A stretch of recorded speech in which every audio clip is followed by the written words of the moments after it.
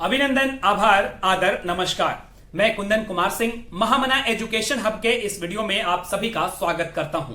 तो दोस्तों, इस वीडियो के माध्यम से आप सभी के समक्ष जनरल नॉलेज के कुछ महत्वपूर्ण एमसीक्यूज लेके आया हूं। कृपया करके इसे पूरा देखने सुनने की कोशिश कीजिएगा। ये सारे के सारे प्रश्न entrance examination point of view से बहुत ही ज्यादा महत्वपूर्ण है। चलिए ज्यादा वक्त नहीं लेते हुए शुरू करते हैं। तो आज के इस प्रश्न पत्र का पहला सवाल कुछ इस प्रकार है। Haldia refinery is located in which state? Haldia refinery Bharat के कौन से राज्य में स्थित है? The options are West Bengal, Bihar, Andhra Pradesh और Odisha. The correct answer over here is West Bengal. Haldia जो रिफाइनरी है बेसिकली पेट्रोलियम रिफाइनरी है। साल 1975 में इसे कमीशन किया गया था और यह कलकत्ता से लगभग 150 किलोमीटर के आसपास की दूरी पर है इनफैक्ट, और यहां पर पेट्रोलियम की रिफाइनरी होती है। आगे बढ़ते हैं। Hard copy of a document is dash printed on printer, stored in floppy disk, stored in compact disk या stored in hard disk. Hard copy एक डॉक्यूमेंट का क्या होता है? In fact the answer is printed on printer. जो भी चीज हम पेपर के फॉर्म में उस पर प्रिंट करके पाते हैं that is called hard copy, और जो भी डेटा हम स्टोर करते हैं कंप्यूटर सिस्टम के अंदर तो उसे कहते हैं सॉफ्ट कॉपी।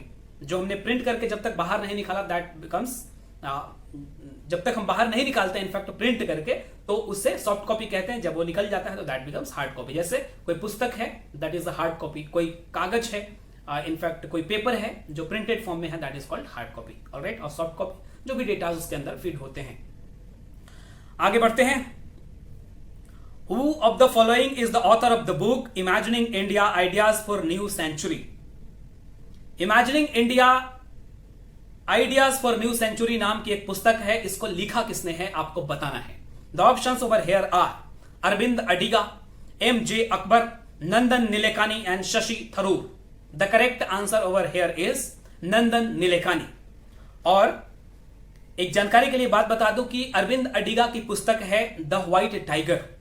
तो द व्हाइट टाइगर जिसे बुकर भी मिल चुका है और इसके ऊपर मूवी भी बन चुकी है। प्रियंका चोपड़ा ने बड़ी अच्छी एक्टिंग करी थी। हालांकि मूवी मुझे बहुत ज्यादा पसंद नहीं आई। आपको कैसी लगी? अगर आपने देखी हो तो हमें जरूर कमेंट बॉक्स में लिख के बताइएगा।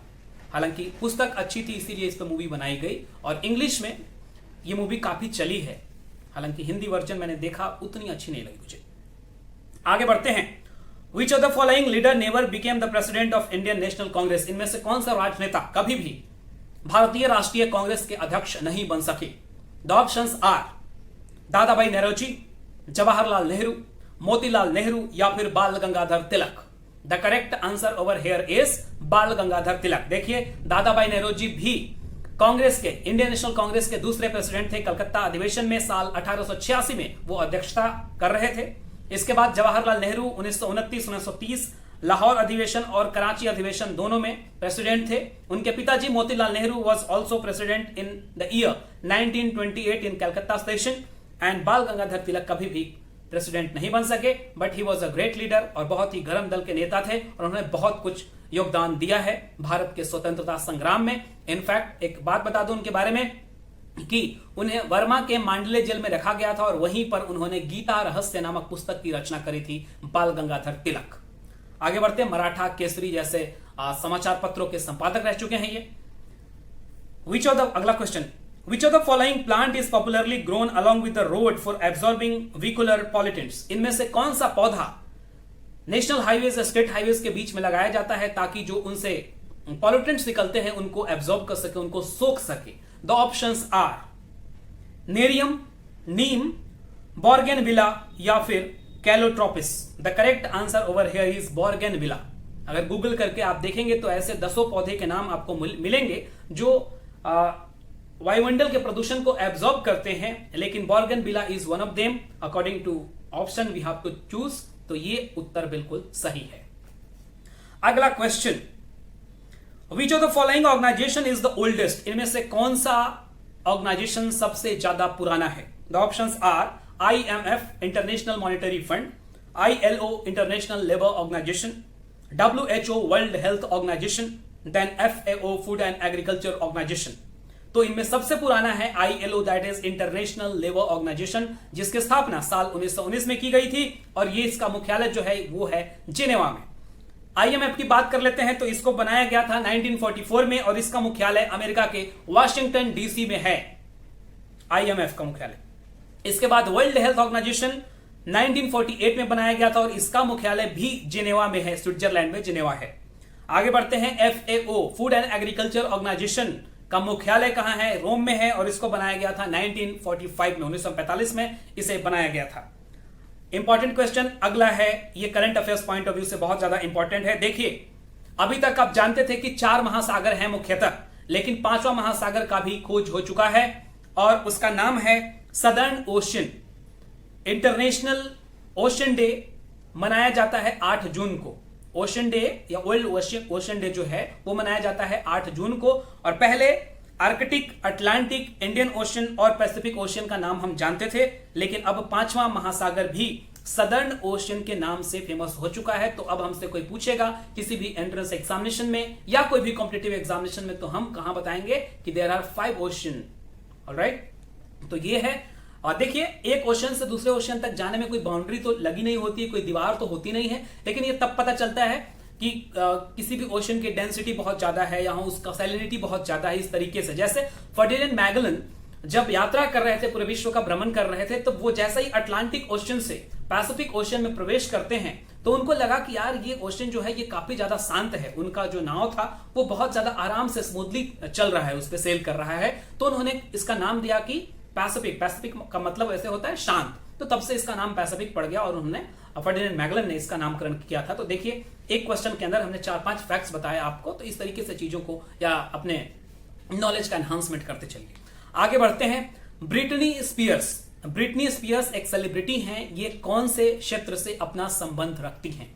The options are pop singer, actor, social activist या फिर politician. The correct answer over here is she is a pop singer and she belongs to USA, United States of America की हैं वो। Britney Spears एक बहुत ही चर्चित pop singer हैं। आगे बढ़ते हैं, 1 जनवरी को कौन सा दिवस मनाया जाता है? The options are global family day, world red cross day, world telecommunication day या फिर कॉमनवेल्थ डे। तो इसका सही उत्तर है ग्लोबल फैमिली डे। 1 जनवरी को मनाया जाता है हर साल। याद रख लीजिए, बहुत आसान सा है याद करना, है ना, कि global family day celebrated on 1 January. आगे बढ़ते हैं, इंपॉर्टेंट है ये भी। The sea coast of which one of the following state has become famous as the nesting place for giant olive ridley turtle from South America. South America के olive ridley turtle Bharat के कौन से state के बीच पे या सी coast पे पाए गए हैं? The options are Goa, Gujarat, Odisha या Tamil Nadu. The correct answer over here is Odisha. और ओडिशा के गहीरमठ बीच पर ग्रेट ओलिव रिडले टर्टल पाए गए हैं, उनको देखा गया है। आगे बढ़ते हैं, When lake starts freezing, the formation of ice will start first at the options are bottom, middle, top and none of these. तो इसका सही उत्तर है टॉप। देखिए, जैसे भी कोई लेक के अंदर अगर बर्फ जमती है तो सबसे पहले ऊपर में जमती है, तब धीरे धीरे बॉटम की तरफ जाती है। कारण ये होता है कि जो आइस है उसका घनत्व पानी के घनत्व से कम होता है, that is why it floats on water actually. तो जब ऊपर बनता है, बर्फ बन के ऊपर आ जाता है, धीरे धीरे नीचे की तरफ अगर टेम्परेचर उस तरीके से चीजें टेम्परेचर तापमान कम हो जाता है तो it goes on freezing downwards. आगे बढ़ते हैं, which of the following types of light are strongly absorbed by plants. इनमें से कौन सा कलर का लाइट प्लांट के द्वारा एब्जॉर्ब किया जाता है? The options are violet and orange, blue and red, indigo and yellow and violet. The correct answer over here is blue and red. नीला और लाल रंग पौधों के द्वारा सबसे ज्यादा एब्सॉर्ब किया जाता है। अगला question is the Nobel prize was instituted by which country. Nobel prize जो कि पूरे वर्ल्ड का सबसे बड़ा अवार्ड है, ये किस कंट्री के द्वारा शुरू किया गया था? The options are USA, United Kingdom, Russia या Sweden. The correct answer over here is Sweden. देखिए, साल 1901 से इसकी शुरुआत की गई थी। ये बेसिकली 6 क्षेत्रों में दिया जाता है। ये क्षेत्र हैं केमिस्ट्री, फिजिक्स, इसके बाद मेडिसिन या फिजियोलॉजी कह लीजिए उसको, इकोनॉमिक्स, और हो गया शांति यानी कि पीस, और लास्ट इज लिटरेचर। ये 6 क्षेत्रों में दिया जाता है। और बेसिकली जो है ये अल्फ्रेड नोबेल के नाम पर शुरू किया गया था, डायनामाइट के आविष्कारक अल्फ्रेड नोबेल। जो 5 अवार्ड हैं शांति को छोड़ करके ये स्वीडन के स्टॉकहोम में दिए जाते हैं, और जो शांति का पुरस्कार है ये दिया जाता है नॉर्वे के ओस्लो में। नॉर्वे के ओस्लो में इंपॉर्टेंट है, सारे जितने भी पॉइंट्स हमने इससे रिलेटेड बताए हैं वो जरूर लिख लीजिएगा। 6 क्षेत्रों में दिया जाता है। आगे बढ़ते हैं। The famous player Pele is associated with which of the following games. Pele एक महान खिलाड़ी थे, वो कौन से गेम से, कौन से खेल से अपना संबंध रखते थे? The options are table tennis, football, hockey and volleyball. The correct answer over here is football. Pele Brazil के खिलाड़ी थे और 7 नंबर के जर्सी बहुत जबरदस्त फेमस थे। बहुत ही अच्छे खिलाड़ी आज तक के इस वर्ल्ड में माने जाते हैं। अब मैं पूछूंगा आपसे कि मैराडोना, जिनकी मौत हो चुकी है पिछले साल ही, वो किस खेल तो फुटबॉल से थे, लेकिन कौन से कंट्री से बिलोंग करते थे ये आपने बताना है। मैराडोना कौन से कंट्री से बिलोंग करते थे? He was a footballer and he died last year. वो कौन से देश से बिलोंग करते थे? आगे बढ़ते हैं। It is the last question of the series.